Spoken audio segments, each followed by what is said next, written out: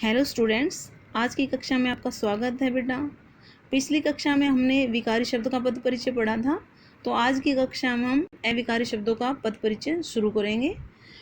अभी तक जो हमने पढ़े विकारी शब्द वो कौन कौन से थे? संज्ञा, सर्वनाम, विशेषण और क्रिया। और आज हम जिस कक्षा में पढ़ेंगे वो पढ़ेंगे अविकारी शब्द। और अविकारी शब्द क्या होते हैं? सबसे पहले तो बेटा आप ये जाने, अविकारी शब्द यानी अव्यय शब्द। अव्यय शब्द का ही मीनिंग होता है जो व्यय ना हो, जो खर्च ना हो, जो एज इट इज़ ही रहे। और अविकारी उसी का पर्यायवाची है, यानी जिसमें विकार ना आए, जिसमें कोई परिवर्तन ना आए। फॉर एग्जाम्पल जैसे आज, कल, परसों, ये चाहे वाक्य में कर्ता लड़की हो चाहे आपका लड़का हो, यानी स्त्रीलिंग हो चाहे पुल्लिंग हो, एक वचन हो चाहे बहुवचन, वो एज इट इज़ रहेगा। जैसे मैं कह दूँ मोहन दिल्ली जाएगा, मोहन कल दिल्ली जाएगा, तो कल, अब मैं कह दूँ आपका सविता कल दिल्ली जाएगी, तो कल यूं का यूं है, चाहे कर्ता स्त्रीलिंग है चाहे पुल्लिंग हो, एक वचन हो चाहे बहुवचन। तो इसका विस्तार से हम पद परिचय पढ़ रहे हैं। सबसे पहले मैं क्रिया विशेषण का पद परिचय शुरू करूँगी। तो क्रिया विशेषण होता क्या है? सबसे पहले तो आपको ये पता होना चाहिए बेटा, क्रिया विशेषण जो क्रिया की विशेषता बताता है। जो अविकारी शब्द क्रिया की विशेषता बताए या जो अव्यय शब्द क्रिया की विशेषता बताए उसे क्या कहेंगे? क्रिया विशेषण अव्यय कहेंगे। क्रिया विशेषण के भी 4 भेद होते हैं: रीतिवाचक, कालवाचक, स्थानवाचक, परिमाणवाचक। जब हम इसका पद परिचय देंगे, जो भी शब्द जिस भेद के अंतर्गत आता है उसी भेद का हम नाम लिखेंगे, उस क्रिया का उल्लेख करेंगे जिसकी विशेषता बताई जा रही है। फॉर एग्जाम्पल मैं कह दूँ घोड़ा तेज दौड़ता है, तेज दौड़ता है, तो यहाँ पर जो आपका मैंने लिखा दौड़ता ना, सॉरी, घोड़ा तेज दौड़ता है, करता मैंने नहीं लिखा। अब ये जो तेज शब्द मैंने लिखा, ये दौड़ना क्रिया की विशेषता बता रहा है, तो ये तेज शब्द क्या होगा यहाँ पर? क्रिया विशेषण। और इसका पद परिचय जब हम देंगे, क्योंकि घोड़ा कैसे दौड़ता है, तेज दौड़ता है, तो इसकी रीति को बता रहा है, ढंग को बता रहा है, तो तेज शब्द कौन सा क्रिया विशेषण हो जाएगा? रीतिवाचक। तो इस चीज़ का आप ध्यान करें बेटा, रीतिवाचक क्रिया विशेषण को लिखना है। हर भेद का मैं एग्जाम्पल देके आपका ये चीज़ें क्लियर करती चलूँगी। तो सबसे पहले मैंने जो रीतिवाचक क्रिया विशेषण लिखा है उसकी डेफिनेशन आपको पता होनी चाहिए। रीतिवाचक क्रिया विशेषण किसे कहते हैं? यानी जो अव्यय शब्द क्रिया के होने या करने के ढंग को, रीति को बताए, विधि को बताए, उसे रीतिवाचक क्रिया विशेषण कहते हैं। फिर कालवाचक क्रिया विशेषण आता है, जो शब्द क्रिया के होने के काल का यानी समय का बोध करवाए, उसे कालवाचक। और जो स्थान का बोध करवाएगा जो वे शब्द क्रिया के, तो उसे स्थानवाचक क्रिया विशेषण। और परिमाण यानी जो वे शब्द क्रिया के परिमाण यानी मात्रा संबंधी विशेषता बताएगा, उसे परिमाणवाचक क्रिया विशेषण कहते हैं। जैसे कम, ज़्यादा, अधिक, थोड़ा, अति, जो भी शब्द होते हैं ये आपके परिमाणवाचक क्रिया विशेषण के अंतर्गत आते हैं। तो सबसे पहले हम आपका पढ़ रहे हैं रीतिवाचक क्रिया विशेषण का एग्जाम्पल है आपके सामने। मामा जी अचानक आए। अब मामा जी अचानक आए, क्रिया क्या है? आए। मामा जी है कर्ता, अचानक यहाँ पर क्रिया की विशेषता बता रहा है, आना कि भाई कैसे आए, तो अचानक यहाँ पर रीतिवाचक क्रिया विशेषण हो गया। इसका एग्जाम हम जब पद परिचय लिखेंगे तो लिखना पड़ेगा आपको, भाई ये है रीतिवाचक क्रिया विशेषण और आए क्रिया की विशेषता बताने वाला है। अब रीतिवाचक क्रिया विशेषण का पता लगाने के लिए क्या करना चाहिए, उसको कैसे पहचानोगे आप क्रिया? तो क्रिया से हम प्रश्न किया जाता है, भाई कैसे, यानी हम मामा जी आए, कैसे आए? अचानक आ गए। तो यहाँ पर इसका आंसर कैसे में आ रहा है, अब क्वेश्चन किया हमने, तो वो रीतिवाचक। क्या भाई, अब कब आए, तो उसमें आ जाएगा कालवाचक। और अगर मैं कहूँ कहाँ आए, तो हो जाता है स्थानवाचक। और कितना अगर क्वेश्चन करे तो परिमाणवाचक हो जाता है। ऐसे हम एग्जाम्पल करते चलेंगे। आगे देखिए बेटा, कुछ रीतिवाचक क्रिया विशेषण मैंने यहाँ पर लिखे हैं। धीरे धीरे, लगातार, तेज, अवश्य, शायद, शीघ्र, ठीक, हाँ, न, नहीं, मत, धड़ाधड़, सचमुच, भली भांति, अकस्मात, कदापि, हंसते हंसते, टुकड़े टुकड़े आदि। बेटा ये तो अनेकों रीतिवाचक क्रिया विशेषण शब्द हैं, फिर भी मैंने यहाँ पर कुछ वेरी इंपॉर्टेंट शब्द लिखे हैं। जिस वाक्य में इन शब्दों को आप देखोगे, इनका पद परिचय हम देंगे, तो ये आपके रीतिवाचक क्रिया विशेषण के अंदर ही काउंट होंगे। अगला एग्जाम्पल देखिए आप, हमें प्रतिदिन व्यायाम करना चाहिए। अब प्रतिदिन का जब पद परिचय देंगे भाई, अब ये यहाँ पर क्रिया से ठीक पहले नहीं आ रहा, व्यायाम से पहले आ रहा है, पर क्रिया की विशेषता ही बता रहा है ये। हमें प्रतिदिन व्यायाम करना चाहिए भाई, कब करना चाहिए व्यायाम? प्रतिदिन। तो समय को बता रहा है, तो कार्यवाचक क्रिया विशेषण हो गया, और करना चाहिए क्रिया की विशेषता बता रहा है। अगला है आपका नेक्स्ट, इसके बारे में भाई इसको कैसे पहचानोगे? कालवाचक क्रिया विशेषण का पता लगाने के लिए क्रिया से प्रश्न करना चाहिए भी कब। उसमें कहा हमें प्रतिदिन व्यायाम करना चाहिए, तो हमें कब करना चाहिए? प्रतिदिन। उस समय का सूचक है, तो कब का आंसर आ रहा है वहाँ पर। कुछ कालवाचक क्रिया विशेषण मैंने आपके लिए लिखे हैं, वेरी इंपॉर्टेंट है। आज, कल, परसों, अभी, तभी, सदा, सर्वदा, पहले, फिर, तुरंत, शाम, साय, शाम, सवेरे, सुबह, प्रतिवर्ष, प्रतिमाह, तत्काल, कब, पीछे, पूर्व, पश्चात, नित्य, दिन भर, रात भर भी हो सकता है भाई, प्रातः, घड़ी घड़ी आदि। ऐसे तो अनेकों है कालवाचक, फिर भी मैंने इम्पोर्टेंट यहाँ पर स्पेशल रखे हैं, इनको आप ध्यान में बैठा लें कि इनका पद परिचय देंगे तो हम कालवाचक क्रिया विशेषण ही लिखेंगे। अब बेटा आप ये ध्यान करना, हमने विकारी शब्दों का पद परिचय दिया था, तो उसका भेद, लिंग वचन वहाँ पर हम जरूर बताते चल रहे थे, उसका क्रिया से संबंध बता रहे थे। यहाँ पर केवल आपको अव्यय बताना है और क्रिया से उसके संबंध का उल्लेख यहाँ पर करते चल रहे हैं, लिंग वचन यहाँ नहीं बता रहे। कई बार बच्चे क्या करते हैं, लिंग वचन लिख देते हैं, जबकि अविकारी शब्दों का लिंग वचन होता ही नहीं, उनके ऊपर कोई प्रभाव ही नहीं पड़ता, तो लिंग वचन आपको नहीं लिखना इसके अंदर। नेक्स्ट आपका एग्जाम्पल है, आप यहाँ बैठिए। कहाँ बैठिए? यहाँ बैठिए, तो यानी कहाँ, स्थानवाचक को बता रहे हैं, यहाँ वहाँ कहाँ जो भी होता है। तो यहाँ का जब पद परिचय देंगे तो क्या लिखेंगे? स्थानवाचक क्रिया विशेषण, और बैठी क्रिया की विशेषता बताने वाला है ये शब्द। ऐसे अनेकों शब्द है जो आपका का इसमें स्थानवाचक क्रिया विशेषण में आ जाते हैं भाई। आपका भीतर, बाहर, आस पास, दूर, नज़दीक, ऐसे शब्द जो होते हैं, इधर उधर, ऊपर नीचे, ये शब्द आमने सामने, दूर, ये आपके स्थानवाचक क्रिया विशेषण में ही आते हैं।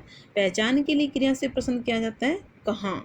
कुछ मैंने अब यहाँ पर लिखे हैं, वहाँ, ऊपर, चारों ओर, इधर उधर, बाहर, भीतर, अंदर, इस ओर, उस ओर, दाएं बाएं, कहाँ, पर, पास, दूर, जहाँ, आगे पीछे, नीचे, ऊपर, ये शब्द जो होते हैं आपके स्थानवाचक अव्यय के अंदर गिने जाते हैं।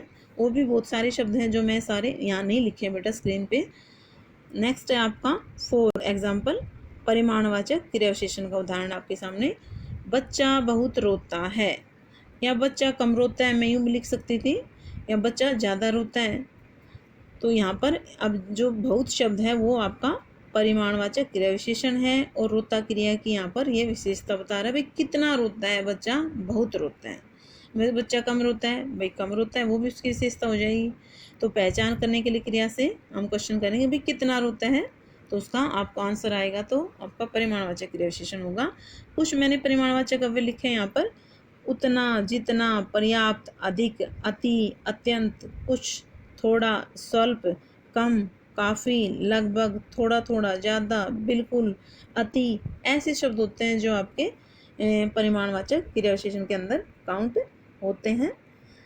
आगे हम कुछ ऐसे शब्द भी पढ़ेंगे, कुछ ऐसे शब्द होते हैं जो क्रिया विशेषण और विशेषण दोनों में प्रयोग किए जाते हैं, इस चीज़ को आप ध्यान करें बेटा।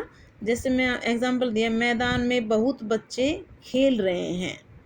अब यहाँ पर बेटा बहुत आया है, अभी पिछला एग्जाम्पल हमने पढ़ा था बच्चा बहुत रोता है, वहाँ पर भी आ रहा था, वहाँ पर बहुत शब्द क्रिया से ठीक पहले आया था आपका, ये रहा, यहाँ पे लिखा था हमने, ये रहा बहुत शब्द, बच्चा बहुत रोता है, तो यहाँ रोता क्रिया से पहले आ रहा है, तो क्रिया की विशेषता बता रहा था, यहाँ पर परिमाणवाचक क्रिया विशेषण था। जबकि आपका यहाँ पर देखें तो यहाँ पर क्रिया से बच्चा जो शब्द है उससे ठीक पहले आ रहा है ये आपका बहुत, तो बच्चा शब्द संज्ञा है, उसकी विशेषता बता रहा है यहाँ पर कि यहाँ बहुत शब्द परिमाणवाचक क्रिया विशेषण नहीं है, क्योंकि बहुत शब्द अलग से अगला शब्द जो है वो संज्ञा शब्द है, बच्चा, ये जातिवाचक है, तो यहाँ पर बच्चे की विशेषता बता रहा है, तो ये आपका विशेषण में काउंट होगा, ना कि आपका परिमाणवाचक क्रिया विशेषण। तुम बहुत पढ़ चुके हो, अब यहाँ पर आ गया आपका बहुत, तो ये जो बहुत है, ये पढ़ना जो क्रिया है इसकी विशेषता बता रहा है यहाँ पर, ना कि यहाँ पर अगला शब्द संज्ञा नहीं है। अगला शब्द अगर क्रिया है तो परिमाणवाचक क्रिया विशेषण, अगला शब्द अगर संज्ञा है तो वो वहाँ पर विशेषण का काम करेगा, क्योंकि परिमाणवाचक विशेषण का भी एक भेद होता है। इस चीज़ का आप ध्यान करते चले। यहाँ परिमाणवाचक क्रिया विशेषण है क्योंकि अगला पद क्रिया है। आपका क्लियर परिमाणवाचक तक आपका क्रिया विशेषण का पद परिचय यहाँ पर कंप्लीट होता है। अगला अव्यय शब्द है आपका संबंध बोधक अव्यय। असंबंध बोधक अव्यय किसे कहते हैं बेटा, आपको सबसे पहले यानी संबंध को जो दर्शाता है अव्यय शब्द, जो अव्यय शब्द संज्ञा या सर्वनाम शब्दों के बाद लगकर उसका संबंध वाक्य के अन्य संज्ञा या सर्वनाम शब्दों से जोड़ते हैं, वो क्या कहलाते हैं, संबंध बोधक अव्यय। ये क्रिया से सीधा ना करके वाक्य में आए दूसरे संज्ञा या सर्वनाम शब्दों के साथ उसके संबंध को दर्शाते हैं, और ठीक संज्ञा या सर्वनाम शब्दों के बाद लगते हैं। इस चीज़ का भी आप ध्यान कर लेना कि ये कहाँ इनका प्रयोग होगा। इसके 13 भेद होते हैं, कालवाचक, स्थानवाचक, दिशावाचक, साधन बोधक, हेतु बोधक, संग बोधक, विरोध बोधक, समता बोधक, सहचर बोधक, विषय बोधक, संग्रह बोधक, पृथकता बोधक, विनिमय बोधक। ये आपके भेद हो गए संबंध बोधक के। यहाँ पर एग्जाम्पल करेंगे क्योंकि इसके भेद लिखने की आवश्यकता नहीं होती, इसमें आप उसको पहचाने अव्यय को, भाई संबंध बोधक अव्यय है कौन सा, उसके भेद में ना आ जाकर हम सीधा लिख सकते हैं। जैसे एग्जाम्पल है, मोहन भाई के साथ घर जाता है। भाई किसके साथ जाता है, यहाँ पर सहचर बोधक है, हालांकि भाई साथ जाता है भाई के, तो यहाँ पर सहचर बोधक लिखने की आवश्यकता नहीं, आप सीधा लिख दो भाई के साथ है। देखो बेटा इस चीज़ पे ध्यान करना, इससे ठीक पहले भाई शब्द संज्ञा है और उसके ठीक बाद आया आपका संबंध बोधक अव्यय के साथ, क्योंकि इसकी परिभाषा ही कहती है कि ये अव्यय शब्द संज्ञा सर्वनाम शब्दों के बाद लगकर वाक्य में आए दूसरे संज्ञा सर्वनामों के साथ उसके संबंध को दर्शाते हैं। तो संज्ञा शब्द के बाद आया है ये संबंध बोधक अव्यय। केवल इतना ही आपको इसका उसमें लिखेंगे पद परिचय में, के साथ का संबंध बोधक अव्यय। अब ये आपको ध्यान में करना है, इसके ठीक पहले एक तो संज्ञा शब्द मिलेगा, जैसे के साथ से पहले है भाई, वो कोई शब्द, मैं कह दूँ घर के बाहर पेड़ है। अब इसमें अगला एग्जाम्पल भी मैंने दे रखा हालांकि इसी तरह का, या मैं कह दूँ स्कूल के बाहर बच्चे खेल रहे हैं, तो के बाहर, अब वो के बाहर जो मैंने बोला, अब इस चीज़ का आप ध्यान करें, संबंध बोधक में मोस्टली का के की का मिलेगा, और अगर इन का के की को हटा दें, भाई आगे पीछे हमने उसमें भी काउंट कर सकते हैं, आपका क्रिया विशेषण के अंदर भी आता है, आगे पीछे ऊपर नीचे मैंने अभी आपको बोला भी है बेटा कि बेटा इसके अंदर भी वो काउंट हो जाते हैं। भाई कहाँ है, वो आगे है पीछे है, स्थानवाचक में आ जाए तो मैं कह दूँ आपका वह आगे बैठा है या वह बाहर बैठा है। अब बाहर का पद परिचय वहाँ देंगे ना, वह बाहर बैठा है। अब यहाँ पर बैठा है क्रिया से ठीक पहले बाहर आ गया बाहर, तो इसका पद परिचय देंगे भाई कहाँ बैठा है, तो इसका लिखेंगे हम आपका स्थानवाचक क्रिया विशेषण। जबकि आपका यहाँ पर के बाहर अगर मैं लिखूँ, भाई घर के बाहर बच्चे खेल रहे हैं, मैंने बेटा स्क्रीन पे नहीं लिखा जाएगा इतना, तो मैंने केवल यही शब्द लिखा, घर के बाहर बच्चे खेल रहे हैं। अब यहाँ पर के बाहर यानी बाहर शब्द से पहले क्या आ गया, के, का के की का अगर प्रयोग आगा, से का भी आ जाता है कई जगह, वो आ रहा है, और उससे ठीक पहले संज्ञा है, हालांकि उसमें भी आ रहा था सर्वनाम शब्द आ रहा था, मैं कह दूँ मोहन पीछे बैठा है, तो सर्वनाम तो वहाँ भी आ गया ना, सॉरी संज्ञा शब्द, पर वहाँ के शब्द का नहीं आया प्रयोग, तो के शब्द का प्रयोग नहीं है तो वो क्रिया विशेषण है, और के शब्द का प्रयोग है तो आपका संबंध बोधक है, नहीं है तो सॉरी, अगर इसका प्रयोग नहीं होगा तो वो बाहर शब्द कहलाएगा क्रिया विशेषण स्थानवाचक, और अगर इसका प्रयोग हुआ तो हो जाएगा आपका संबंध बोधक अव्यय। इस चीज़ का आप ध्यान करें। आगे मैंने कुछ लिखे हैं, केवल इतना ही परिचय लिखो तब ये ठीक है, अगर आप पहचान कर सकते हो तो परिचय आप लिख भी सकते हो। जैसे इसमें दिया है अव्यय शब्द, इसमें संगति बोधक है, ये घर के बाहर शेर है, तो यहाँ पर ये संगति बोधक इसको परिचय में बता रहे हैं। ये संबंध बोधक अव्यय लिखो, चाहे इसके साथ लिखना चाहो तो आप बता सकते हो, भाई ये इसके यहाँ पर है, इसका प्रयोग है संगति बोधक के रूप में। तो यहाँ तक आपका हो गया। आगे देखें, कुछ संबंध बोधक अव्यय मैंने लिखे हैं यहाँ पर आपके लिए पहचान के तौर पर, के नीचे, के ऊपर, के पार, से पहले, से पहले का भी हो सकता है बेटा, की और, के समान, के बाद, की अपेक्षा, के सहारे, के विपरीत, के मारे, के जरिए आदि। ये शब्द आपके और भी अनेकों शब्द हैं, इनका क्या का के का प्रयोग मिल जाएगा, के का मिलेगा मोस्टली तो उसमें आपका संबंधबोधक अव्यय के अंदर ही वो शब्द काउंट किए जाते हैं। सारांश में हम कह सकते हैं कि अव्यय शब्द से पहले का के की या से का प्रयोग हुआ है तो वह संबंधबोधक अव्यय है, नहीं है तो वह क्रिया विशेषण है। यानी यही शब्द के आगे अगर का के को डालें तो ये क्रिया विशेषण में काउंट हो जाएंगे। बंदर ऊपर बैठा है, ये क्या बताएंगे हम, स्थानवाचक क्रिया विशेषण।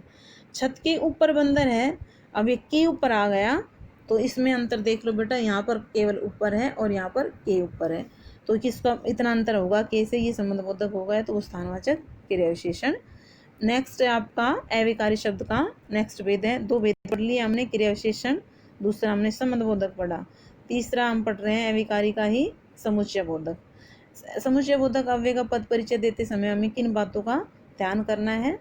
समुच्चय बोधक के भेद लिखेंगे, समानाधिकरण समुच्चय बोधक और व्याधिकरण समुच्चय बोधक। इसमें केवल इतना ही बताना है आपको। इसकी परिभाषा क्या होती है समुच्चय बोधक अव्यय की, यानी जो अव्यय शब्द जो दो शब्दों, दो वाक्यांशों या दो वाक्यों को जोड़ने का कार्य करते हैं वे समुच्चय बोधक यानी योजक अव्यय कहलाते हैं। अब यहाँ पर तो आपका बेटा वाक्य के अंदर कैसे भी आ सकता है, ये आपको समुच्चय बोधक का प्रयोग वाक्य वाले चैप्टर में भी हम पढ़ेंगे, वेरी इंपॉर्टेंट। वहाँ पर मैंने आपका नोट भी करवा रखे इसमें आपके नोट्स में कि इन अवयवों का आप ध्यान कर लोगे तो आप वाक्य को भी पहचान सकते हो, भाई ये आपका मिश्र वाक्य है, ये आपका संयुक्त वाक्य है। इस चीज़ का आप यहाँ से ही सीख लें, इस चीज़ को, ये चीज़ें क्लियर हो जाएंगी आपकी कि समुच्चय बोधक के जो दो भेद हैं, समानाधिकरण और व्यधिकरण अव्यय, उनमें कौन से शब्द काउंट होते हैं या कौन से आते हैं उस भेद के अंतर्गत, वो ध्यान करें। एग्जाम्पल मैंने दिया है, क्योंकि वहाँ तो दो वाक्यों को जोड़ेगा बेटा, दो वाक्यांशों को जोड़ेगा वाक्य के अंदर। यहाँ जब पद परिचय दे रहे हैं तो वाक्य में वो शब्द कहीं भी हो सकता है, दो शब्दों को जोड़ने वाला भी हो सकता है, दो वाक्यांशों को भी, दो वाक्यों को। यहाँ दो शब्दों को जोड़ रहे हैं, मोहन और सोहन स्कूल जाते हैं, बिल्कुल इजी एग्जाम्पल है। और जो शब्द है योजक शब्द है, समानाधिकरण योजक है, क्योंकि दोनों समान स्तर के, मोहन और सोहन दोनों जाते हैं, दोनों ही क्रिया को कर रहे हैं यहाँ पर, तो ये समानाधिकरण समुच्चय बोधक है। इसके कुछ मैंने एग्जाम्पल लिखे हैं, कुछ भी कौन से होते हैं समानाधिकरण अव्यय, और, या, अथवा, तथा, वह, एव, किंतु, परंतु, लेकिन, अन्यथा, अतः, इसलिए, फलतः, बल्कि, न कि, अर्थात, पर, मगर, नहीं तो, अपितु आदि। और भी है बेटा, हो सकता है एक आध मेरे से छूट गया हो, ये आपके वेरी इंपॉर्टेंट मैंने लिख दिए हैं समानाधिकरण समुच्चय बोधक। इनको भी आप ध्यान कर लोगे तो जिस वाक्य में ये मिलेंगे आपको, ये आंख बंद करके आप वाक्य की पहचान कर सकते हो कि ये आपका संयुक्त वाक्य होगा, जिन भी वाक्यों में इनका प्रयोग होगा जहाँ ये दो वाक्यों को जोड़ रहे हैं। नेक्स्ट देखें आपका व्यधिकरण का एग्जाम्पल, अध्यापक ने कहा कि खूब पढ़ो। अब यहाँ पर खूब पढ़ो, इसने इससे पहले कि आपका आया है, ये योजक शब्द है, योजक भी कौन सा है, व्यधिकरण समुच्चय बोधक। पद परिचय में केवल इतना ही बताना है आपको। और कि ये जो आ रहा है ये मिश्र वाक्य में मिलेगा, वाक्य में जब आप पढ़ोगे तो कुछ मैंने व्यधिकरण समुच्चय बोधक लिखे हैं कि, क्योंकि, चूंकि, ताकि, मानो, यानी, यदि तो, यद्यपि, तथापि, ऐसे जोड़े में मिलेंगे बेटा, यदि तो भी मिलेंगे, जिससे कि, ज्यों त्यों ही, ज्यों ही त्यों ही, जैसे वैसे, जब जब तब, चाहे तो आदि, ये शब्द आपके व्यधिकरण समुच्चय बोधक में गिने जाते हैं। नेक्स्ट भेद है बेटा हमारा विस्मयादि बोधक अव्यय। इसका पद परिचय जब देंगे तो हमें क्या ध्यान करना है, विस्मयादि बोधक अव्यय कौन से होते हैं, इनमें भाव, क्योंकि इंग्लिश में आपने पढ़ा होगा एक्सक्लेमेटरी। और एक चीज़ बेटा मेरे से छूट गई, इनकी परिभाषा आप सुने थोड़ा सा, जो इसमें जिसके जो भेद पढ़ाए थे मैंने समुच्चय बोधक अव्यय के, समानाधिकरण और व्यधिकरण। समानाधिकरण अव्यय होते हैं जो समान स्तर के शब्दों वाक्यांशों को जोड़ने का कार्य, जबकि व्यधिकरण अव्यय कौन से होते हैं, जो एक या अधिक आश्रित उपवाक्यों को मुख्य उपवाक्य से जोड़ने का कर्म करते हैं, ठीक है ना, एक या अधिक आश्रित उपवाक्यों को मुख्य वाक्य से जोड़ने का कार्य करते हैं, वो व्यधिकरण अव्यय। क्योंकि एक से अधिक मुख्य से जोड़ रहे हैं तो ऑटोमेटिकली ये मिश्र वाक्य मिलेंगे, मिश्र वाक्य में इनका प्रयोग होगा व्यधिकरण अव्यय का, जबकि आपके समानाधिकरण अव्यय का होगा समान स्तर के जोड़ रहा है तो आपका ये संयुक्त में मिलेगा। ऐसे ही अब हम पढ़ रहे हैं विस्मयादिबोधक अव्यय। तो विस्मयादिबोधक अव्यय में परिभाषा हम क्या करेंगे, जो अव्यय शब्द विस्मय, हर्ष, घृणा, लज्जा, दुख, पीड़ा, आश्चर्य आपका आदि के भावों का बोध कराए, उनके भावों को हम जाने, जिससे जिन अव्यय शब्दों से वे विस्मयादिबोधक अव्यय कहलाते हैं। जैसे आपका मैं कह दूँ वाह, हाय, छी, ये जो शब्द है आपके विस्मयादिबोधक अव्यय के अंदर काउंट किए जाते हैं। इसमें आपके दिया भी है हर्ष, शोक, घृणा, भय, विस्मय, क्रोध, लज्जा, स्वीकृति, संबोधन, प्रशंसा, चेतावनी आदि जो होते हैं ना विस्मयादिबोधक के अंदर ही भाव काउंट किए जाते हैं। जिस किसी भी भव्य इनमें से जो भी भाव को प्रकट कर रहा है उसी का केवल हमें निर्देश देना है, उसी भाव को बताएंगे। फॉर एग्जाम्पल, आह कितना सुंदर दृश्य है। आह जो शब्द है ये खुशी को प्रकट कर रहा है, भाई बड़ा सुंदर दृश्य है, तो यहाँ पर हर्ष सूचक हो गया। विस्मयादि लिखना पड़ेगा बेटा, भाव पहचान में आ जाता, भाई दुख शोक सूचक, मैं कहता हाय वह तो मर गया, तो हाय क्या है, दुख को प्रकट कर रहा है, तो उसमें शोक सूचक हो जाएगा। जबकि यहाँ पर खुशी हो रही तो हर्ष सूचक विस्मयादिबोधक अव्यय। केवल इतना ही लिखना है, कितना ईजी है इसका पद परिचय। छी छी कितना गंदा बच्चा है।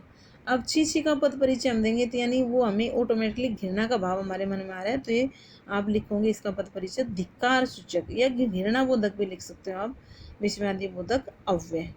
विस्मयादिबोधक अव्यय जो है मैंने कुछ लिख दिए हैं आपके हैं, वाह, अरे, सावधान, हाय, बाप रे, बाप रे बाप ऐसे भी मिल जाता है बेटा। हे राम, कौन, क्या, शाबाश, अच्छा, उफ, त्राई त्राई, खबरदार, हाँ आदि ऐसे शब्द हैं जो बेटा बोलने के ऊपर डिपेंड है इसमें, क्योंकि भाव प्रकट हो रहा है तो विस्मयादिबोधक अव्यय होते हैं ये आपके। लास्ट है आपका अविकारी शब्द का भेद निपात। देखो निपात शब्द छोटा सा ही है, इसके कोई भेद भी नहीं है आपके लिए। निपात जो है वो अव्यय की परिभाषा अगर मैं करूँ तो क्या होगी, जो अव्यय शब्द वाक्य में किसी बात पर, किसी व्यक्ति विशेष पर, इनको विशेष अर्थ देने के लिए उस पर बल दिया जाता है, यानी वाक्य में किसी पद या पदबंध के बाद लगकर उसके अर्थ को वो बदलने की चेष्टा करता है, उस पर विशेष बल देता है, उसके लिए उसका प्रयोग करें तो वो निपात कहलाते हैं।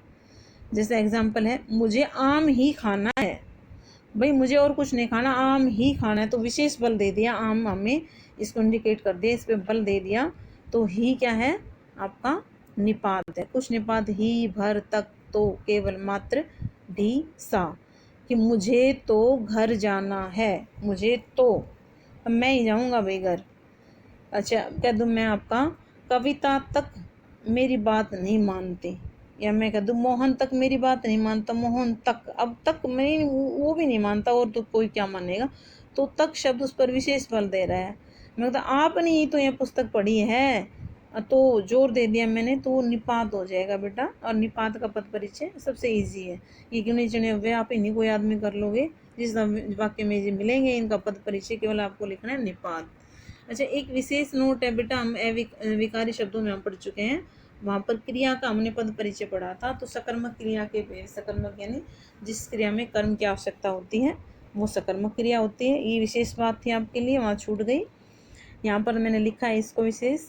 सकर्मक क्रिया के आधार पर क्रिया के भी दो भेद होते हैं, अकर्मक और द्विकर्मक। अब वहाँ पर कर्म के आधार पर क्रिया का भेद जो था सकर्मक और अकर्मक, सकर्मक के भी दो भेद होते हैं, अकर्मक और द्विकर्मक। अकर्मक यानी जिस क्रिया में एक कर्म, और द्विकर्मक जिसमें दो कर्म हो।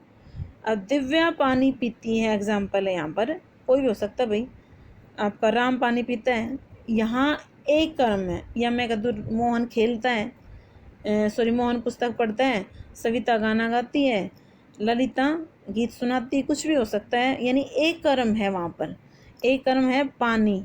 अब इस एग्जाम्पल में तो पानी है बेटा, दिव्या पानी पीती है, तो यहाँ पर पीती क्रिया का कर्म क्या है, पानी, कि दिव्या पानी पीती है, इसलिए क्रिया अकर्मक है, केवल एक ही कर्म दिया आपका। अगला एग्जाम्पल मैंने दिया है द्विकर्मक का, कि माँ बच्चे को दूध पिलाती, या मैं कहूँ धनी व्यक्ति निर्धन को धन देता है, इसी को समझ ले जो मैंने लिखा है, माँ बच्चे को दूध पिलाती है, ये पिलाती क्रिया दो द्विकर्मक हो गई। कैसे, यहाँ पर दो कर्म है बेटा, बच्चे को और दूध। कि क्या पिलाती है? दूध। किसको पिलाती है? बच्चे को। ये आपकी द्विकर्मक क्रिया हो गई, क्योंकि मुख्य कर्म अगर कहें तो यहाँ पर दूध है। इसकी पहचान की होती है मुख्य कर्म की क्रिया से ठीक पहले मिलता है। ये पिलाती क्रिया है, इसके ठीक पहले शब्द आया दूध, तो ये दूध शब्द है वो मुख्य कर्म है। भाई क्या पिलाती? सबसे पहले तो यही बात होगी, दूध। और किसको पिलाती? ये गौण कर्म है, यानी ये अप्रत्यक्ष है, ये मुख्य कर्म नहीं है। तो इसको बेशक से दूसरा कर्म है पर ये मुख्य में काउंट नहीं होगा, मुख्य होता है दूध।